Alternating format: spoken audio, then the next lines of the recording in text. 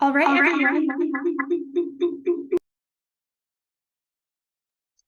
All right, everyone, let's go ahead and get started.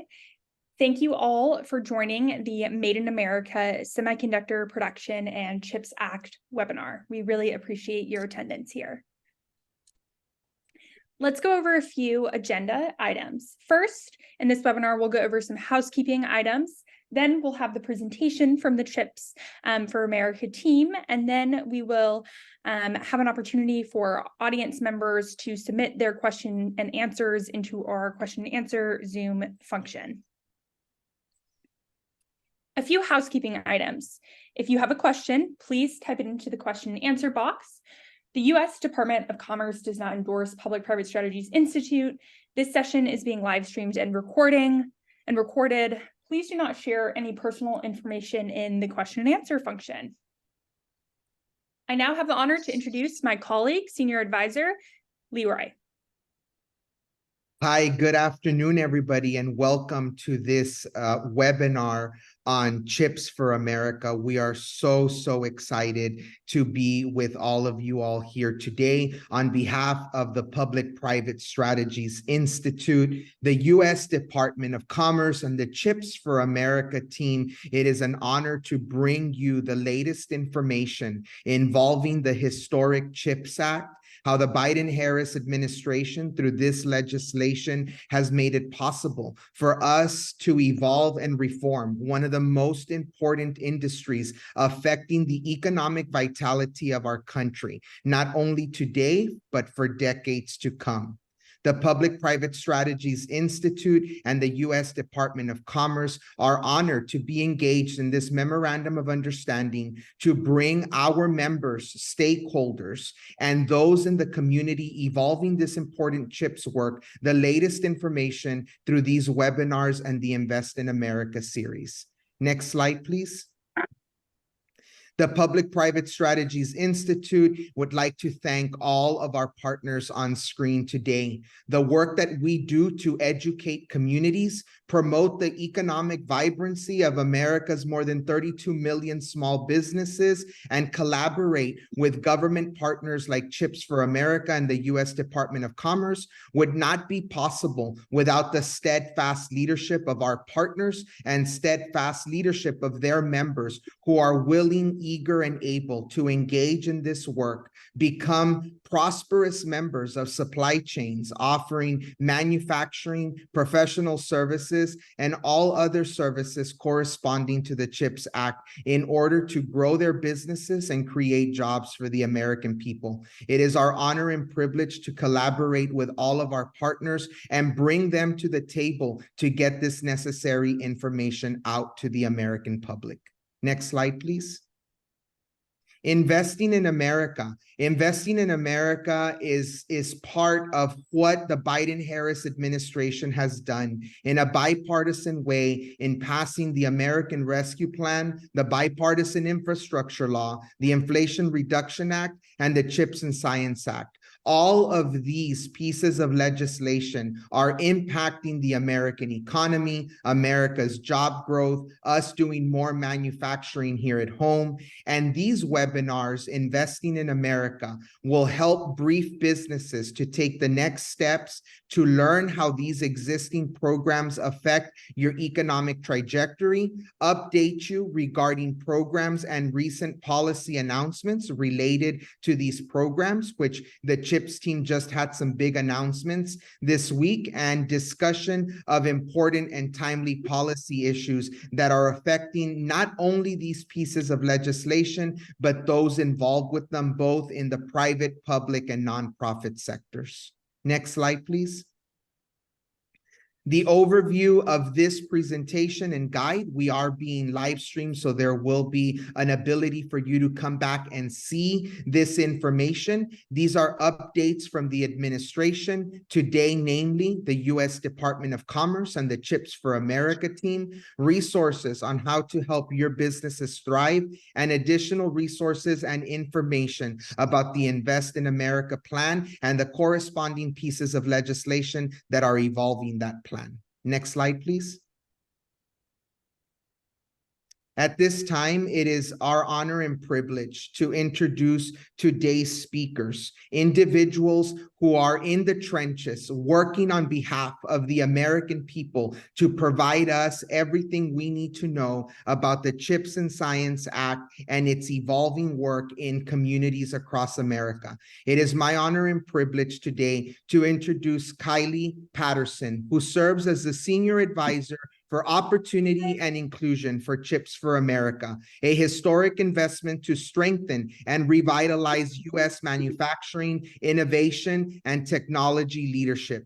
Previously, Kylie had a decorated career and served as the director of the Subcommittee on Diversity and Inclusion for the U.S. House of Representatives Committee on Financial Services, chaired by Representative Maxine Waters. She was a key member of the policy team that codified the U.S. Minority Business Development Agency at the U.S. Department of Commerce. MBDA is the only federal agency tasked with promoting the growth and competitiveness of minority-owned businesses across America. She was also on the team that reauthorized and extended the Paycheck Protection Program, an SBA-backed loan that would help businesses keep their workforce employed during the COVID-19 global pandemic. Prior to serving on Capitol Hill, Kylie spent more than 10 years directing multi-million-dollar programs, investigations, and evaluations to address racial, gender, and wealth inequity at Johns Hopkins, the Pew Charitable Trusts, AFL-CIO, the City of Minneapolis, and Prosperity Now. Her writing has been published by the Baltimore Sun, CNN, and the HuffPost. Kylie holds a Bachelor's of Arts in Political Science and African American Studies from Temple University, where she was awarded a Truman Scholarship, and a Master's in Public Policy from the School of Public Affairs at the University of Minnesota. In her free time, she enjoys practicing Spanish, reading science fiction, and going on long walks. Thank you, Kylie, for your continued collaboration with PPSI and your presentation today. Joined by Kylie today on her team is Dr. Reginald Reggie Hicks, who joined the CHIPS program office from the private sector semiconductor industry, where he led the smart manufacturing, artificial intelligence, workforce development, total productive management, and departments of micro semiconductors. Some of the key initiatives related to workforce development was developing the TAP program, Technician Apprenticeship Program for Micron, Virginia. This was a 6-month program for non-degree team members. The program was adopted by Micron Global team and distributed to Boise, Idaho corporate offices. The second program was the Direct Success Program, with a collaboration with the mayor of Manassas, Virginia. The program initiative was the transition high school graduates from the city high school district to a Micron contractor in the shipping and receiving department and pipeline students through this work. The TAP program, prior to Micron, Dr. Hicks worked for Taikyo Electron America for 17 years and lived in Japan and Taiwan for 7 years, Texas Instruments, and lived in Singapore for 1 year. Thank you, Dr. Hicks, for your more than total of 31 years in experience in this impacting industry. Dr. Hicks has an associate degree in electronics, bachelor degree in technical management, and master's in project management from Durham University, and a doctoral degree in organizational behavior from the University of Phoenix. Have a leadership program called Positive Related Education for African American young men. The program has successfully transitioned 22 high school young men through post-secondary education. Thank you to the CHIPS team for joining us today. I will turn it over to you for this update on CHIPS for America. Wow. Thank you so much for that introduction. And I like to believe, and I feel like I've never told Reggie this, but I know he started when he was in Pampers. I know he did. So, but thank you so much for the invitation and for this conversation today. You've already heard, my name is Kaya Patterson, and I'm looking forward to sharing a bit about Chips for America with all of you. So to start, I'd like to briefly revisit the overall vision of the CHIPS program. As we've said before in public areas, there are three major policy reasons for the CHIPS for America fund. The first being economic security, national security, and future innovation. CHIPS for America is a historic opportunity to solidify America's leadership, bring manufacturing and supply chains back to our shores, and protect our national security. This is no small task, and is a major responsibility for the Department of Commerce.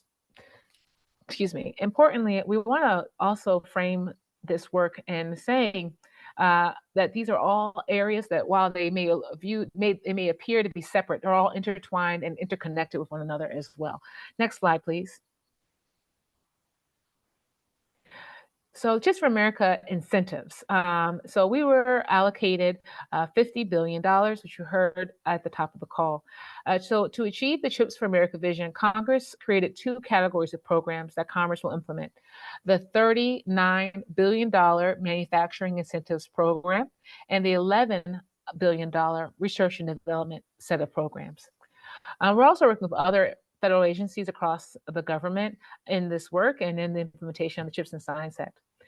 Today, we'll be focusing in particular on the incentives program, but we're also going to talk at a high level about the research and development program. And in fact, I want to take this moment to talk a bit about that. You'll notice that under research and development, there are four primary areas through which we'll be allocating funds.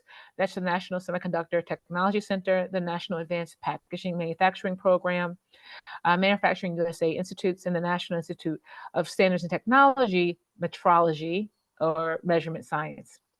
The NSTC will be the primary kind of focal point of this work. And NSTC has three key program areas. The first is technology leadership. The NSTC will promote leadership by providing a collaborative space where the community can work together on common technical challenges, by funding research, and by providing access to facilities and expertise. Second, it will manage assets that benefit the community. We anticipate that the NSTC will manage a variety of physical and digital assets that will benefit the broad community through better availability, lower cost, that's important, strong support for experimentation, and improved technical support. And third, workforce programs, which you'll notice undergirds both the incentives and research and development components of these programs. The CHIPS Program Office estimates that operating the semiconductor fabrication facilities eligible for awards under the first funding opportunity in the incentives program could create more than 90,000 workers, would require more than 90,000 workers to operate them. Building a semiconductor ecosystem in the United States will also require training and inspiring a new generation of engineers and scientists to fuel the next phase of American innovation and manufacturing. And NSTC will help to newly train, retain, and upskill the people needed to staff this industry. Next slide, please. So in February, we released our first funding opportunity, if you look at the left of your screen, geared toward chip makers, specifically commercial, leading edge, current and mature node and back-end fabrication facilities. And in June, we opened up the first funding opportunity for larger supply chain projects over $300 million in capital investments. A few weeks ago, we made our third funding announcement for semiconductor materials and equipment facilities with capital investments under $300 million. So these are, again, part of the supply chain under $300 million. And in the coming months, we plan to announce a funding opportunity to support the construction of semiconductor R&D facilities. Since February 28th, when we released the first funding opportunity, we have received over 500 statements of interest for projects across 42 states. And we have also received 100 pre-applications and full applications. That's huge. And it goes to demonstrate that there's significant demand that exists in the market. And it really reemphasizes our work and how important it is to the ecosystem and really to the globe. I do want to talk a moment about this most recent funding opportunity for supply chain projects under 300 million. This funding opportunity for smaller projects will include an application process designed for smaller businesses. The application process will include two primary phases. In the first phase, applicants will be asked to submit a concept plan describing how the proposed project addresses core program priorities. And the department will then invite a certain number of promising applicants to the second phase, where they will have the opportunity to submit a full application. And we're hopeful that this approach will be less burdensome for smaller businesses and support them in completing the application process. Next slide, please. So what are we after? What's our big plan here? Okay, you've heard a lot about our national economic security and our interest in future innovation, but like the big question is like, and so what? What I'm sharing with you here is the vision for success for our supply chain, and we also have a vision for success papers on our website that can be found at chips.gov. When we look at the supply chain, we aim to work with industry, U.S. partners and allies, U.S. government agencies, state and local entities, labor unions, workforce development organizations, and the list goes on, to achieve these three goals. Number one, strengthening supply chain resilience. The United States and its allies will reduce choke point risks flowing from geographic concentration. And supply chain participants will improve the transparency of demand and supply to reduce the risk of production disruptions due to chronic shortages of critical supply chain inputs. That's number one. Number two, advancing U.S. technological leadership. The United States will have incentivized major U.S. equipment and material suppliers to increase their footprints in the United States, reinforcing U.S. technology leadership, and non-U.S. suppliers of the world's most advanced equipment, materials, substrates, et cetera, will likewise have established large-scale footprints right here in America. And third, we want to support vibrant U.S. fab clusters. Each CHIPS-funded fab cluster in the United States will be supported by dozens of suppliers, including many that will be investing here for the very first time.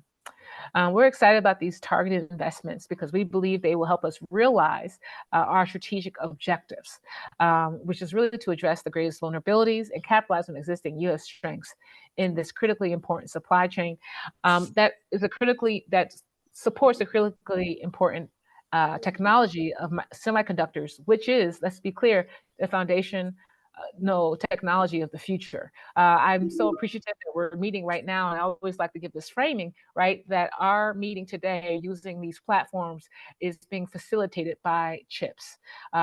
Your cell phone is operating using a multitude of chips, in fact, a number of leading edge chips, but there's also chips even in your light bulbs. And so the chips are truly is a foundational aspect of all of the technologies that we interact with every single day.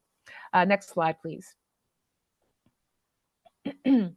So the architects of the CHIPS Act recognize that we have an historic opportunity to create a robust manufacturing and research and development ecosystem that will result in training, education, and good jobs, and therefore strong communities, as well as U.S. technological leadership in the sector. So to do that, the office established program priorities to guide how applications are evaluated.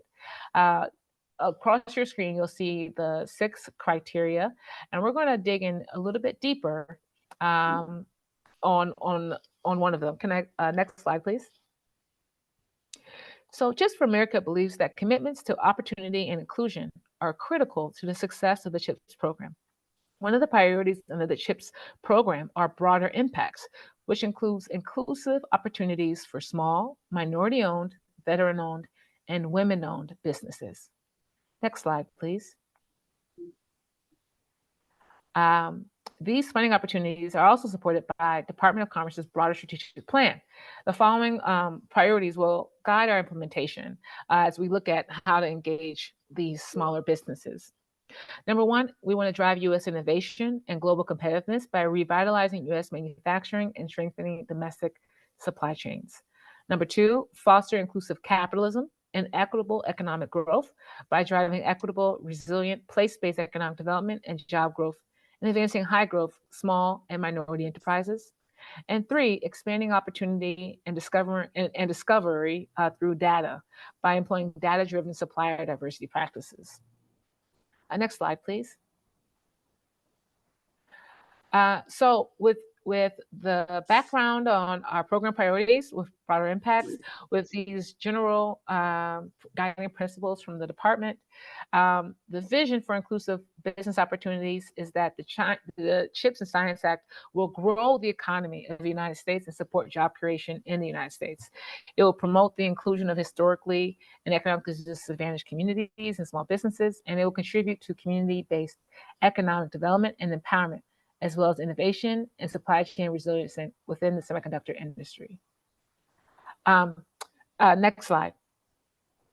So in achieving a number of these goals, especially when it comes to inclusive business opportunities, we are prioritizing applications that describe their supplier diversity plan, including the components of their strategy, that work with various partners to identify and engage with small, minority-owned, veteran-owned, and women-owned businesses, and track and disclose data on supplier diversity and pursue other proactive engagement opportunities.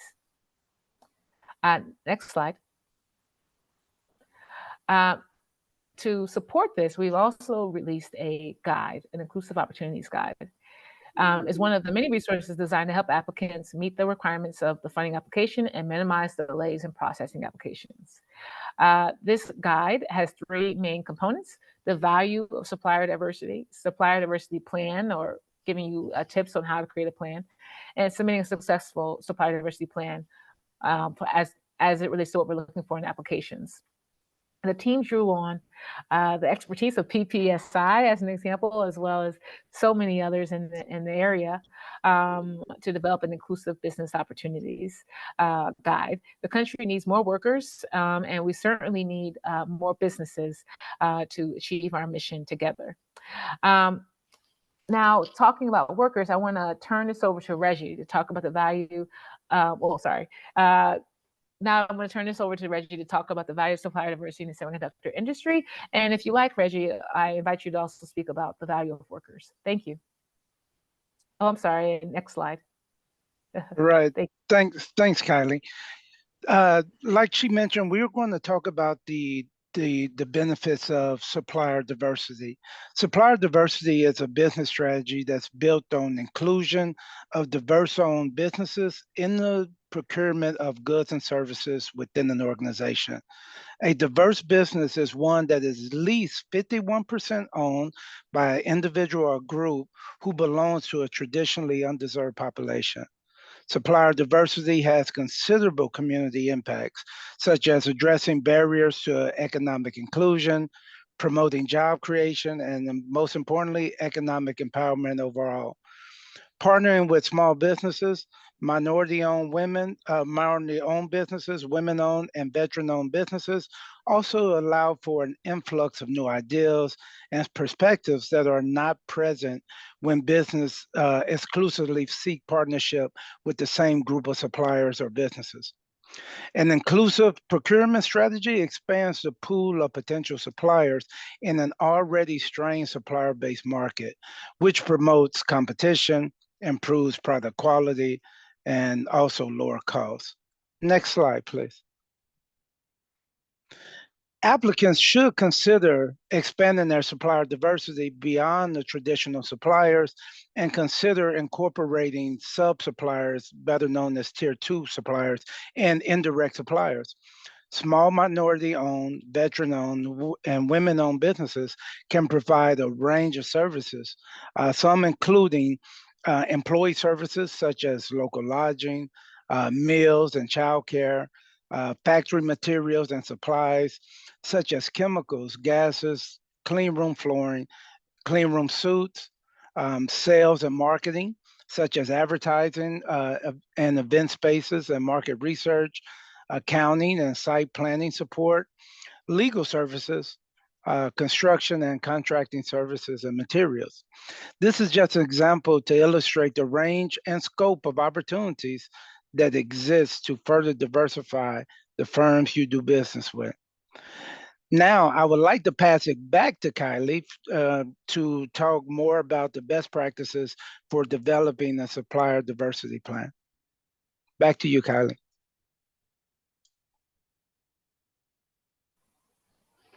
Thank you, Reggie.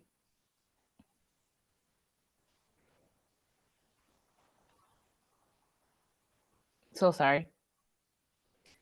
So I want to talk a bit more, as Reggie just mentioned, around how to create this plan, and ask that we move to the next slide.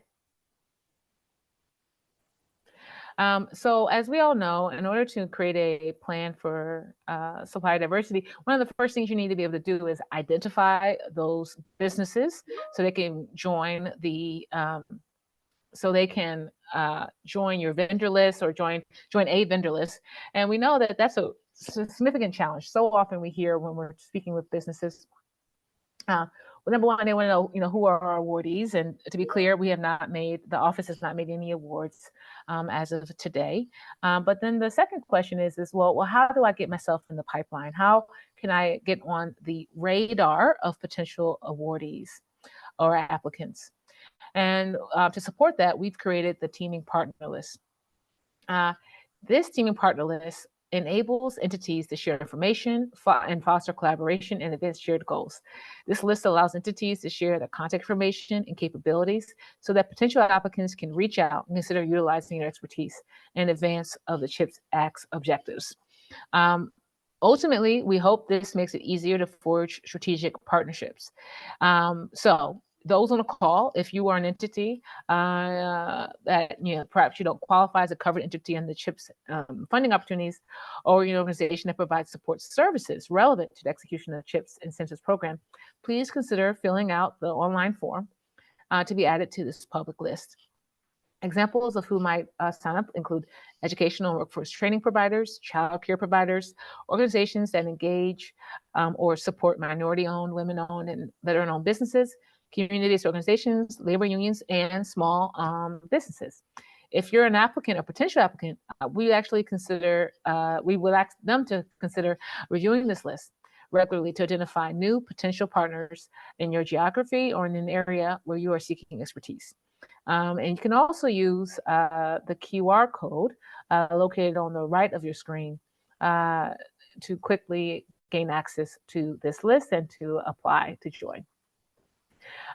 Importantly, I just want to make sure it's quite clear, this list does not directly connect entities to potential applicants. However, it does enable the exploration of potential strategic relationships. Finally, the CHIPS Program Office is not endorsing, sponsoring, or otherwise evaluating the qualifications of the entities and organizations that have self-identified for placement on the teaming partner list. Next slide, please. So I know there's been a lot of information, but we've really only scratched the surface today. We are committed to continuing to engage with the community on this journey. I invite you to please visit chips.gov for more details on the supply chain project, funding opportunities like that, which was just released earlier this month, and to also identify other resources that can be found on our website, like our most recent NOFO, our Vision for Success paper, our fact sheets, FAQs, as well as guidebooks to include the supplier diversity, inclusive business opportunities guide that we discussed earlier on this call. Please reach out to us with questions at the email addresses listed here. That's askchips@chips.gov for general inquiries and apply@chips.gov for application-related inquiries. I want to thank you so much for having us, and I look forward to the next portion of today's presentation. Thank you. Thank you so much, Kylie and Dr. Hicks, for those presentations and for all of the valuable information that you all are providing, and more importantly, the work that you all are doing on the ground to make sure that small minority-owned businesses have a seat at the decision-making table at the Department of Commerce and at CHIPS for America. And the work that you all do is unsung and does not go unnoticed. So we really appreciate your collaboration with public-private Strategies Institute and with your colleagues at the Department of Commerce to bring this very necessary information out to the public and especially to our small minority-owned business community. Next slide, please. At this time, it is my honor and privilege, obviously a big part of our webinar series, Investing in America, is to bring you not only the government side of the coin, but also bring you what is happening in the private sector. And today we are proud to be joined by Gerald Darren, who is the Executive Director, America's Business Development and Consulting for Siemens Strategic Industries in the Americas. Jerry leads a team of business development and consulting professionals and solution architects across Siemens industry business units, as well as new and emerging markets. Jerry has spent the past 25 years primarily focused on automotive and aerospace and defense, and the last 8 years dedicated to space and global supply chains. He also represents Siemens as part of the Stanford Global Supply Chain Consortium and has been a speaker on the topic of global collaboration and taken part in multiple panel discussions in his role. Jerry began his career in 1972 in the automotive industry in systems, electrotech, mechanical product development, and he joined computer vision in 1980 as a systems engineer before he became a part of a team that invented PLM business consulting. He joined Siemens to develop their business development organization in 1998. At this time, it is our honor and privilege to welcome Jerry Darren to give us the private perspective of what's going on with chips. Jerry? Thanks, Leroy. Hopefully you can see me. I put my camera on, and thank you for making up. I'm actually en route to California right now on the road. Just a couple of real quick things. We have taken a big approach to be a supplier to the last two speakers. Actually was great news. We specifically, Siemens, if you're not familiar with them, is a very large company, so I don't think they'd fit into that small to medium business. However, we are suppliers of technology, thought leadership, and other things.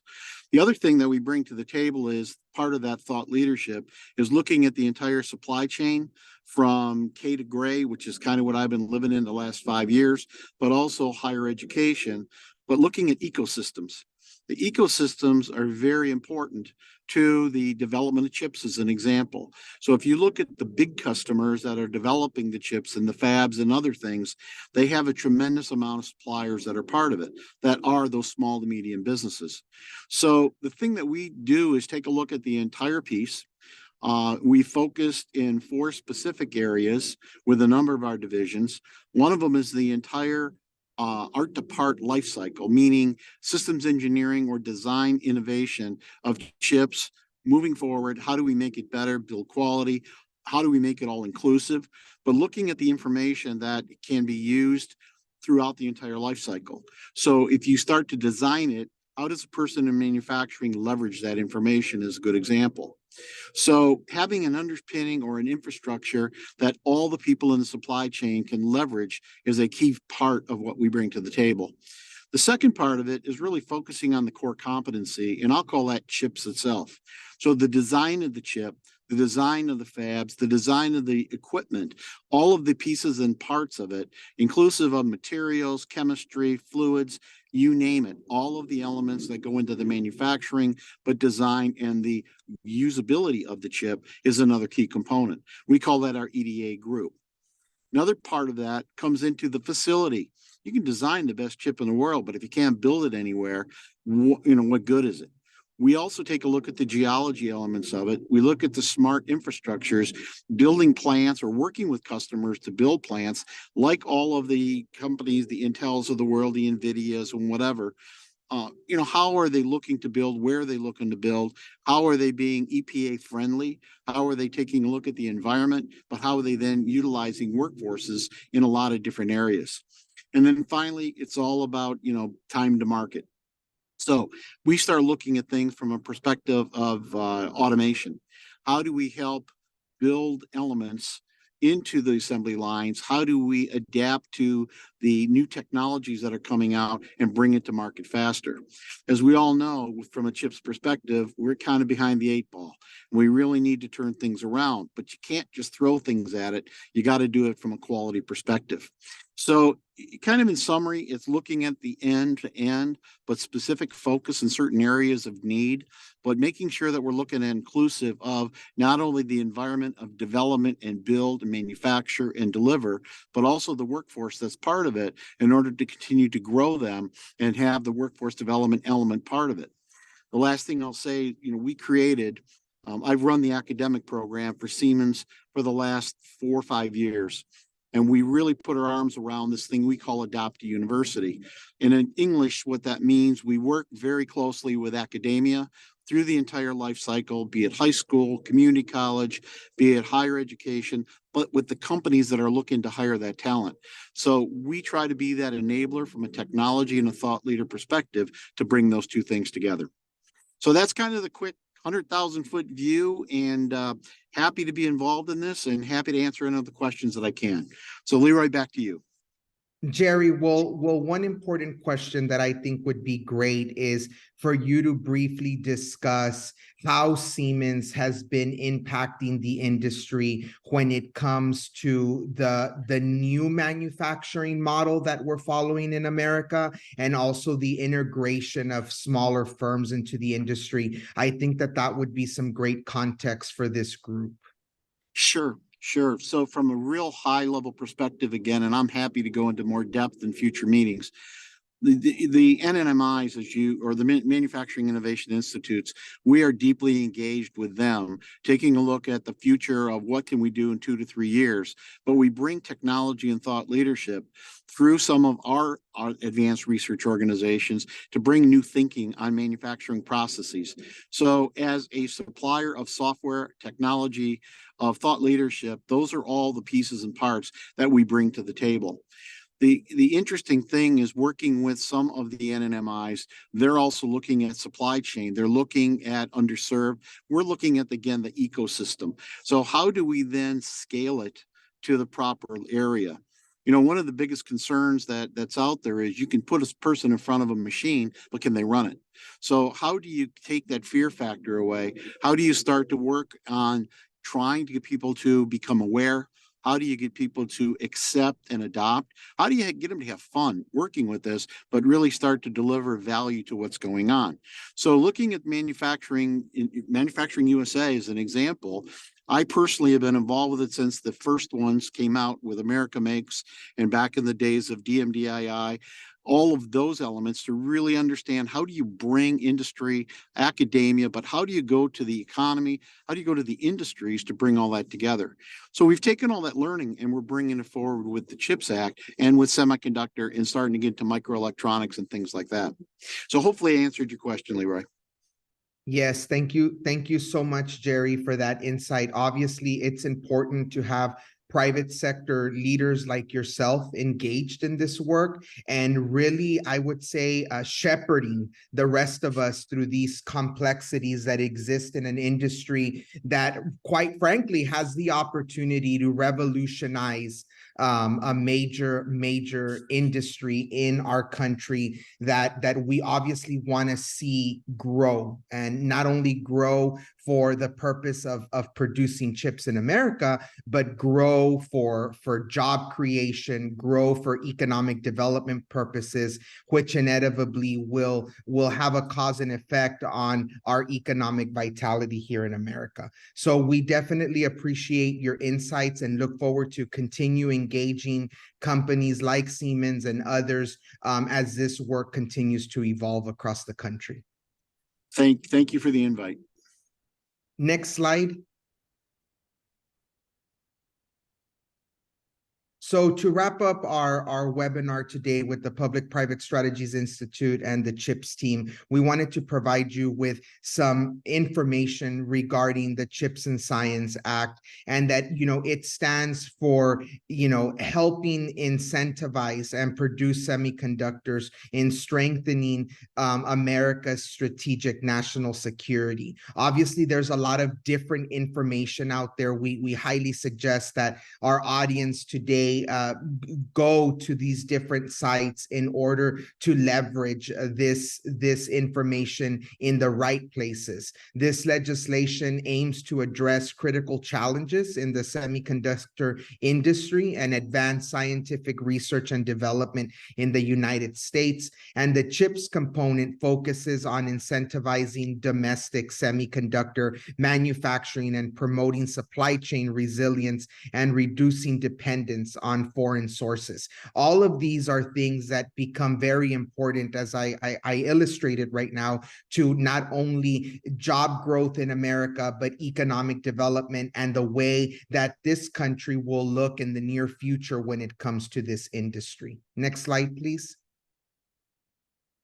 CHIPS and small business opportunities. Obviously, this is a point of grave importance for Public-Private Strategies Institute, our partners at the Department of Commerce and the CHIPS for America team. We must leverage recent legislation in the Investing for America plan in order to ensure that America's 32 million small businesses do three things: see growth and scalability in whatever they're providing supply chains, are able to employ workforce and workers across the country, and are able to have financial stability and access to capital as they grow their business.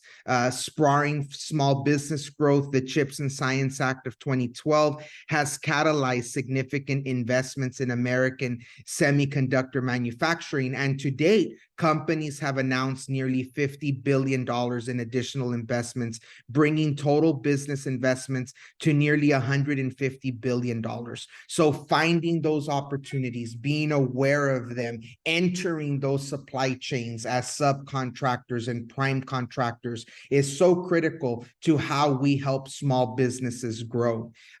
Recipients of funding must demonstrate significant investments in workers and communities, including opportunities for small businesses. So these large companies that come to the table and that are seeing these investments through this legislation are out there actively going to be looking for businesses that can provide services to them. And so we must be aware, we must be on the lookout for requests for proposals that are put out in order to become part of those supply chains. The act will also unlock opportunities in science and technology for historically underserved communities. Again, this was done with a lot of intention in order to help the minority businesses out there. Out of 32 million small businesses in America, it is estimated that an average 11.8 to 12 million are minority owned. So we need to make sure that our firms have a seat at the table, that our firms have the ability to fill out RFPs and become sub and prime contractors to these corporations, and that we have the resilience that is necessary to provide those services to these companies to continue to grow. This deck provides you information at chips.gov, other funding opportunities, and also research and development programs that can help your small business grow. Next slide, please. Additional resources also include guides and templates to accompany the CHIPS incentive program, and these also are tools that are intended to help applicants collect accurate and detailed information that will strengthen their proposals. Statements of interest and instructions, PDFs here, and pre-application and application document checklists in order so that we are assured that everything is being done right and that you are able to access these funding opportunities. Next slide, please. So at this time, we will entertain any question and answers. We have a few questions from the chat, and I'd like to ask Kylie to come back and just help us answer one or two of these questions in the remaining time that we have left. Kylie, are you still with us? I am, and I've answered. Maybe we can start with two questions that I answered already, Please go and ahead. then we can. So the one question from an anonymous attendee was, can someone send or mention a link to a location that's publicly posted? I please invite you to go to www.chips, that's CHIPS.gov. And you can find all of the notices of funding opportunity, our guides, our templates, the teaming partner list, so on and so forth. So that's all can be found on our website at chips.gov. A second question was, I think this was related to the Inclusive Business Guide. It asks, is this a new document? It is relatively new. We released the guide in August, the end of August, and it can now be found on our website. Again, if you go to our website and look up the funding opportunity and guides and templates, you'll find the guide for inclusive opportunities for businesses. And Kylie, maybe go into a little bit of detail on that guide. What could participants or audience members find in that guide? Since I think it is something new and it should be highlighted. I know a lot of work went into that guide.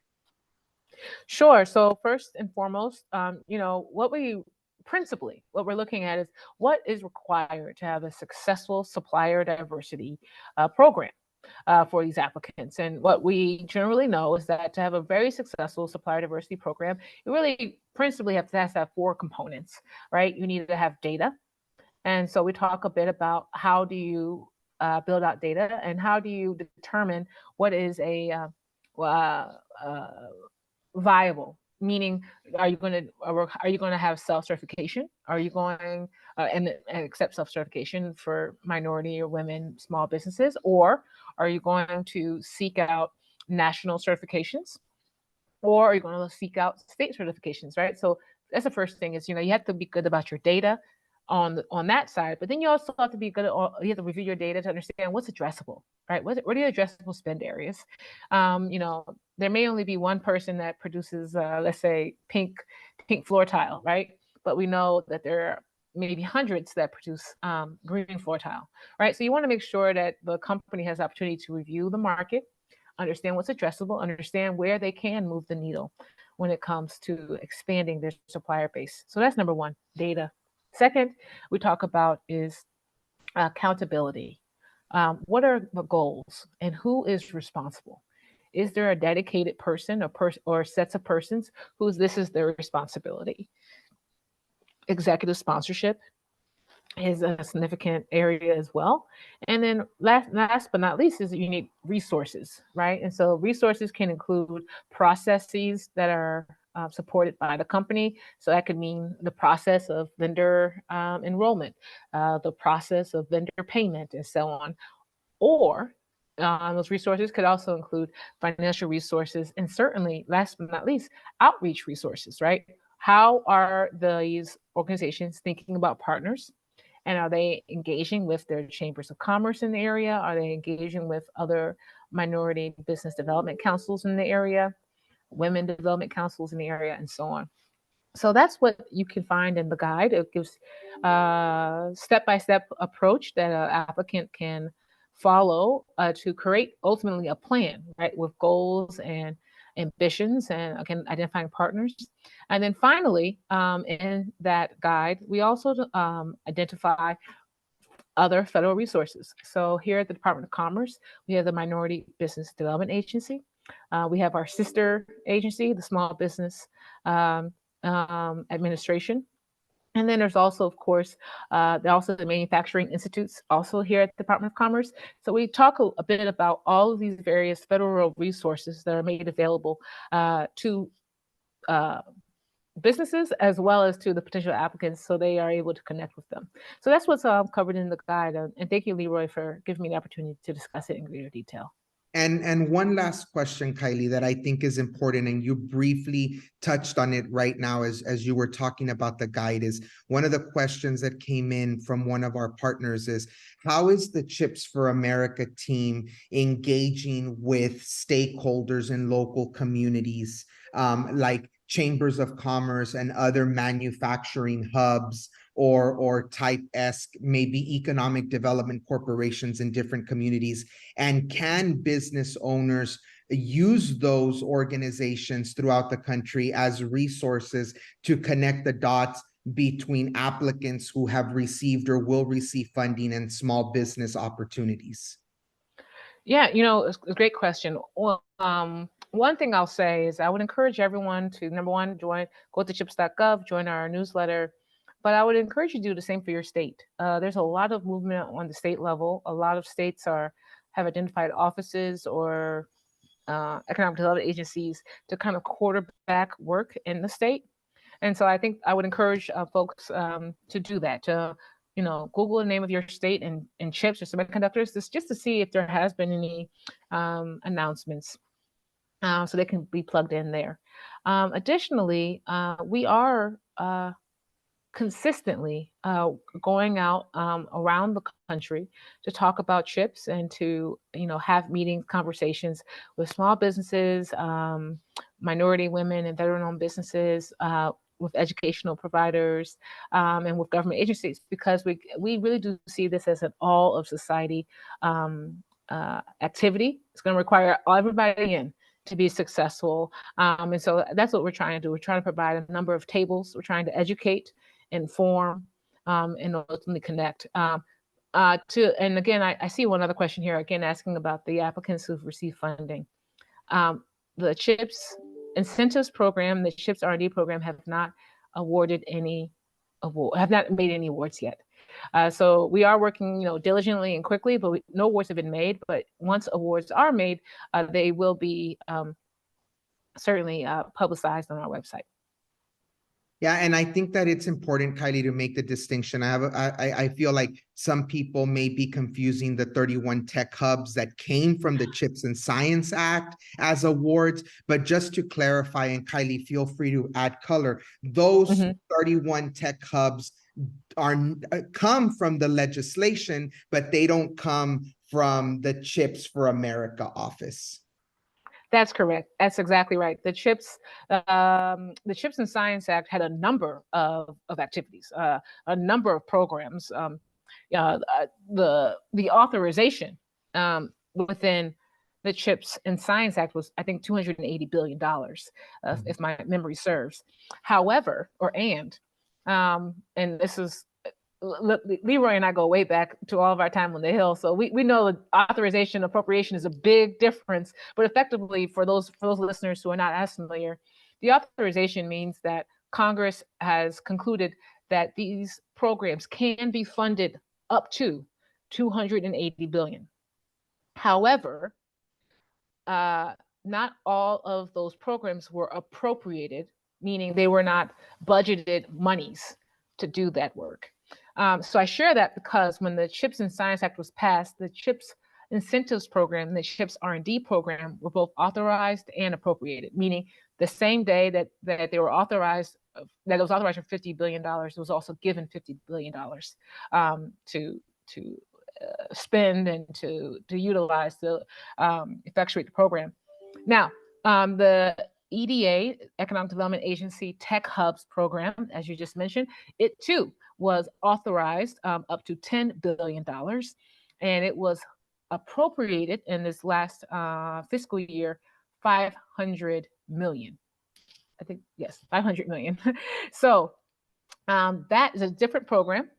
It's authorized and appropriated differently, but we're all under the CHIPS and Science Act. And you're right, Leroy, that was announced just earlier this week. And again, they've been appropriated 500 million, but they have the opportunity, let me say that too, that when you are authorized to a certain amount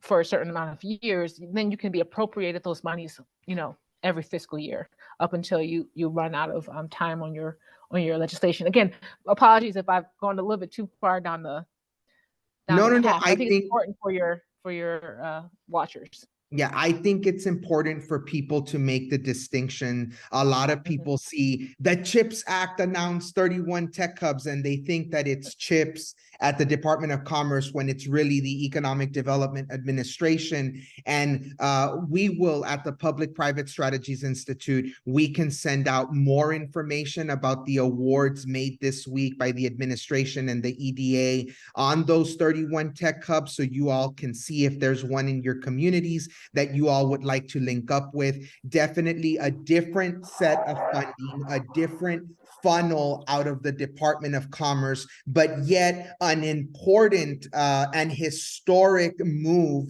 that the CHIPS and Science Act created the opportunity for EDA to establish that funding and build up these tech hubs. But two different streams, and we look forward, Kylie, to what your team will be giving out soon and awarding, because those investments will also be critical to the work as it evolves. So thank you so much, Kylie. Thank you, Dr. Hicks. Thank you, Gerald. Thank you to Claire on the Public-Private Strategies Institute team for running all our tech for today's webinar. We'd like to once again thank our partners. This work would not be possible without your steadfast leadership and collaboration. And most importantly, thank you to all our audience members out there for coming to these sessions and listening to these resources and really providing a path forward for your business growth through the technical assistance and resources that the Public-Private Strategies Institute provides to our audiences in collaboration with our government partners today, the Department of Commerce and the CHIPS for America team. My name is C. Leroy Cavazos, and it was a pleasure to serve as your moderator for today's event and webinar. We look forward to welcoming you back at one of our future events with the Public-Private Strategies Institute. Thank you all and have a great afternoon.